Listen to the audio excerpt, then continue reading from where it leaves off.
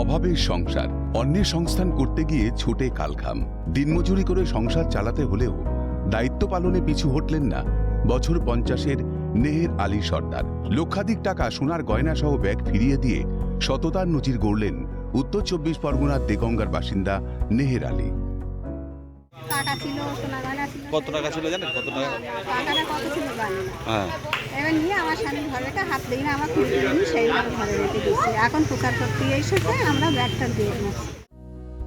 জানা যায় মঙ্গলবার স্ত্রীকে নিয়ে শ্বশুরবাড়ি যাচ্ছিলেন ছাদেক আলী মোল্লা নামে এক ব্যক্তি। টাকা ও সোনার গয়না সমেত ব্যাগটি স্বামী স্ত্রীর অগোচরেই পড়ে যায় রাস্তায়। শ্বশুরবাড়ি পৌঁছে ব্যাগটি দেখতে না পেয়ে একেবারে মাথায় হাত।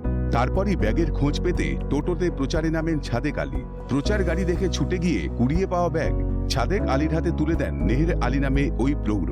ব্যাগ ফিরে পেয়ে আনন্দে আপ্লুত ছাদেক আলী, প্রশংসায় স্থানীয়রা।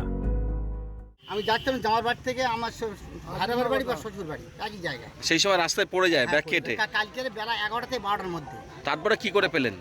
এই এখন এই এসছি, হ্যাঁ। প্রচার করছি, প্রচার করতে করতে এই বাবু বললেন যে এইখানে এসো। আপনাদের প্রচার শুনে এসে আপনাদের ফেরত দিল। হ্যাঁ, আজকের এই যুগে আমি বলবো যে ভালো মানুষ পৃথিবীতে এখনো আছেন। আমরা দোয়া করি, ওনার জন্য আশীর্বাদ দিই যেন আমাদের জায়গা জায়গায় ভালো মানুষ থাকে, তা নাহলে পৃথিবী চলতো না।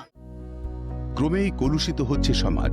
সামান্য কিছু টাকার জন্য খুন করতেও যেখানে দ্বিধা করে না মানুষ, সেখানে মানবিকতার নজির গড়লেন বছর 50-এর নেহের আলী সর্দার।